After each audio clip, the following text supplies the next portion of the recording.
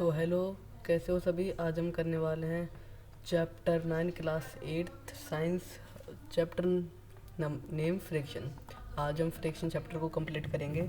अगर आपको friction chapter complete नहीं आया है, आपको समझ नहीं आता है, कुछ भी प्रॉब्लम लगती है, तो आप इस वीडियो को कंप्लीट देख लीजिए। आपको फ्रिक्शन चैप्टर 101% समझ आ जाएगा विद फुल एक्सप्लेनेशन, और वो भी कम से कम समय में हम आपको समझा देंगे सारा चैप्टर। तो चलिए फटाफट से इस चैप्टर को स्टार्ट करते हैं। और मैं श्योर हूँ इस वीडियो को देखने बाद आपको ये चैप्टर फुली समझ आ जाएगा, और इसमें दिए गए नोट्सों को अगर आप लिखते हो अपने एग्ज़ाम में तो आपको फुल मार्क्स भी मिलेंगे। तो चलिए चैप्टर को स्टार्ट करते हैं।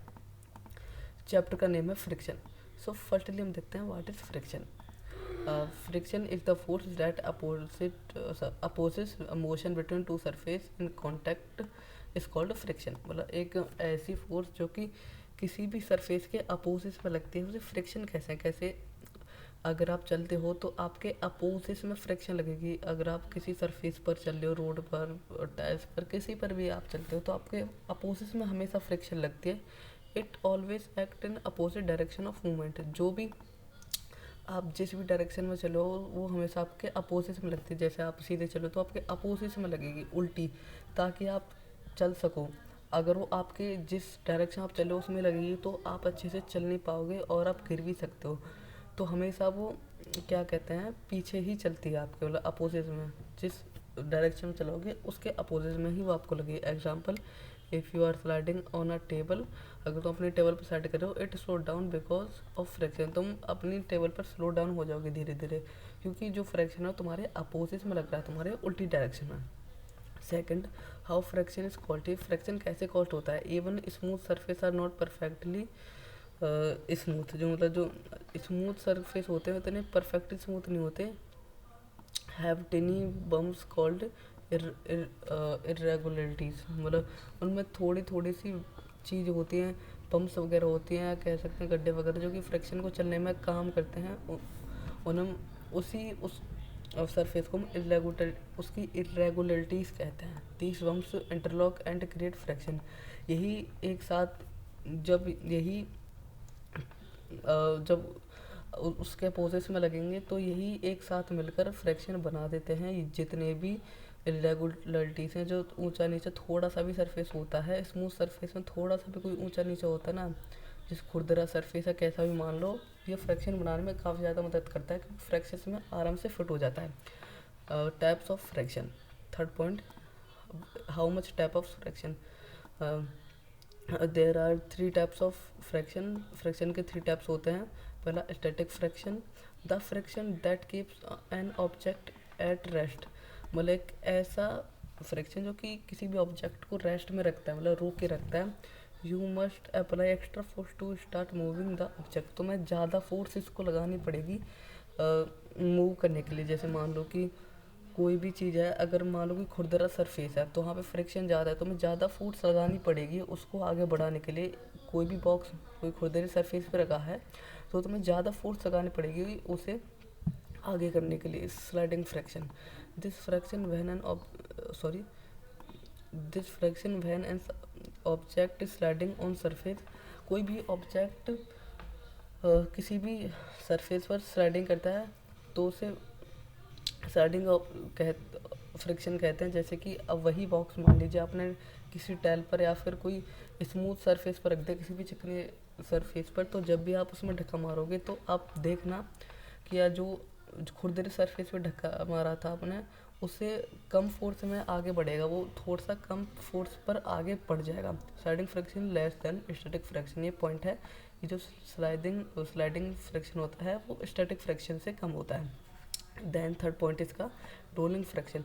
रोलिंग फ्रैक्शन क्या होता है। The fraction when an object rolls is called rolling fraction. ये सबसे ज़्यादा कम फोर्स लगाने वाला फ्रैक्शन होता है।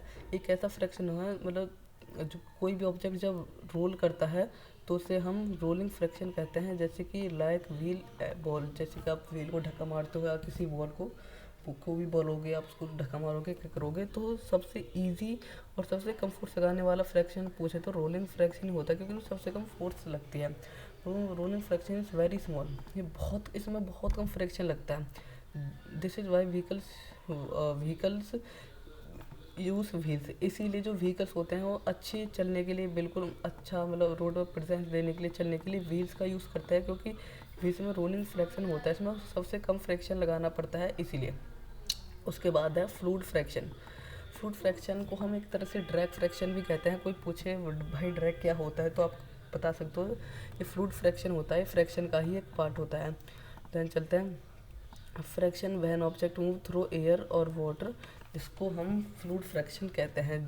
जब कोई मान लीजिए कोई ऑब्जेक्ट हवा के थ्रू या पानी के थ्रू चलेगा, उसको हम फ्लूइड फ्रैक्शन कहते हैं। It is also called air resistance और ड्रैग, इसको हम एयर रेसिस्टेंस भी कहते हैं, ड्रैग भी कहते हैं। मतलब कोई भी ऑब्जेक्ट है तो हवा में उड़ रहा है या फिर पानी में चल रहा है। एग्जांपल ले लीजिए एरोप्लेन, या फिर ले लीजिए शिप जो कि पानी में चलती हैं। इनको चीरते हुए जो चलती हैं, इनकी जो शेप होती है बनाई ही इस तरीके से जाती है जिससे इनको आराम से चल सकें। तो जो फ्रैक्शन हवा में और पानी में लगता है उसको हम फ्लूइड फ्रैक्शन कहते हैं, तो उसको ध्यान रखना।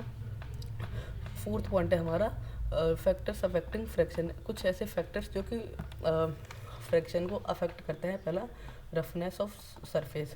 रफनेस ऑफ सरफेस, मान लीजिए कोई भी सब सरफेस है उसकी कितना वो रफ है, मतलब एक तरह से मान लीजिए कोई भी खुरदरा सरफेस, वो कोई भी सरफेस हो कितना खुरदरा है वो उसकी फ्रैक्शन डिसाइड करता है। जो सरफेस जितना ज़्यादा रफ होगा, खुरदरा होगा, उस पर ज़्यादा फ्रैक्शन लगेगा, और जो जितना ज़्यादा स्मूथ होगा उस पर उतना कम फ्रैक्शन लगेगा। Next force pressing into surface. जो फोर्स होता है किसी भी सरफेस पर प्रेस होता है तो क्या होता है, जब फोर्स मतलब किसी भी सरफेस को प्रेसिंग करता है तो क्या होता है, सिंपली ये है मोर वेट मोर फ्रैक्शन, मतलब जितना ज़्यादा वेट होगा उस पर उतना ज़्यादा फ्रैक्शन होगा। अब सिंपली सेकंड पॉइंट में क्या बोला है कि फोर्स प्रेसिंग द सरफेस। मान लो कोई ऑब्जेक्ट है, कोई ज़्यादा भारी है, तो अब किसी भी सरफेस को प्रेस करेगा ना, उस पर वजन डालेगा ना, तो जितना ज़्यादा वजन डालेगा उतना ज़्यादा फ्रैक्शन लगेगा, क्योंकि इतना ज़्यादा भारी और फ्रैक्शन भी उसी हिसाब से उसके अपोजिट में लगेगा। Example harder to push heavy box, ये बहुत ज़्यादा हार्ड होता है किसी भी हैवी बॉक्स को पुश करना। और उस थर्ड आता है, थर्ड पॉइंट हमारा नेचर ऑफ मटेरियल्स, मतलब जितने भी मटेरियल्स हैं उनका nature. Rubber on load and more friction, मतलब किसी भी रोड पर रबर हो तो उसमें ज़्यादा फ्रिक्शन लगता है। Ice on melt very little friction, और वही कोई भी मान लीजिए कोई आइस मेल्ट होगी तो वहाँ पर बहुत कम फ्रिक्शन लगेगा, ठीक है ना। अब चलिए इसके एडवांटेज से बढ़ जाते हैं। एडवांटेज ऑफ फ्रैक्शन, तो फ्रैक्शन की कितनी एडवांटेज हैं।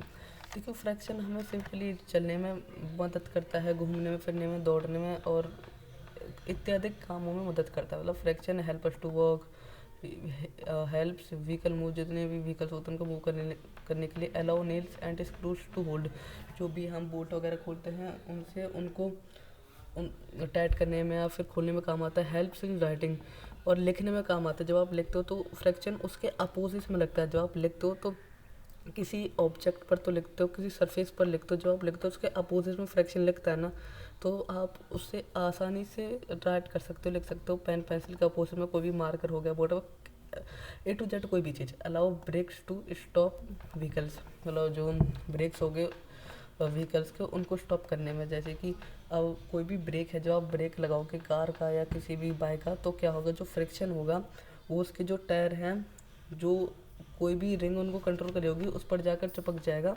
और जितना ज़्यादा ब्रेक लगाओगे उतना ज़्यादा उस पर चिपका रहेगा, धीरे धीरे टायर रुक जाएगा। तो मतलब कि फ्रिक्शन लग रहा है ना, वो उसके अपोजिट में लग रहा है जो भी टायर की रिंग है, तो धीरे धीरे रुक जाता है, तो रुकने में भी काम आता है।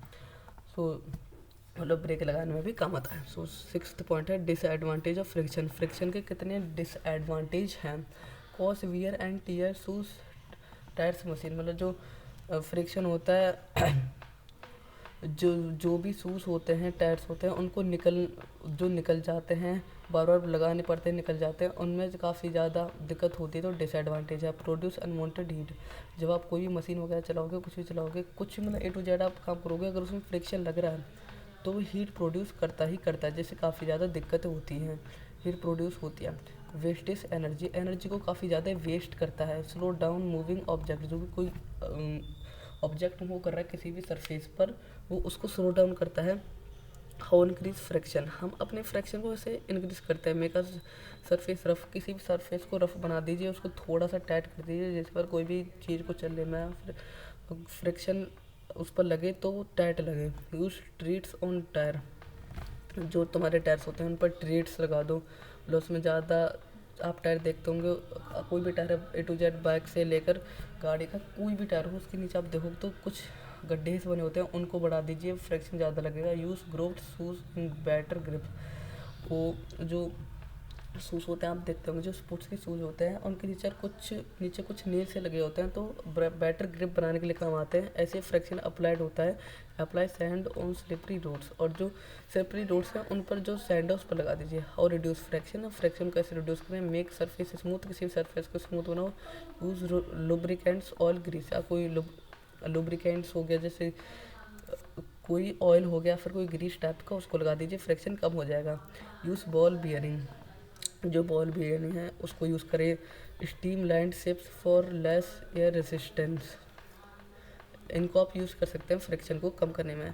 नॉन फ्रिक्शन प्रोड्यूस हीट, जो फ्रिक्शन है वो हीट को प्रोड्यूस करता है। व्हेन टू सरफेस रब they produce heat, example rubbing hands together, जब आप अपने हाथों को ऐसे करके रब करोगे तो हीट प्रोड्यूस होता है इन दोनों के बीच में।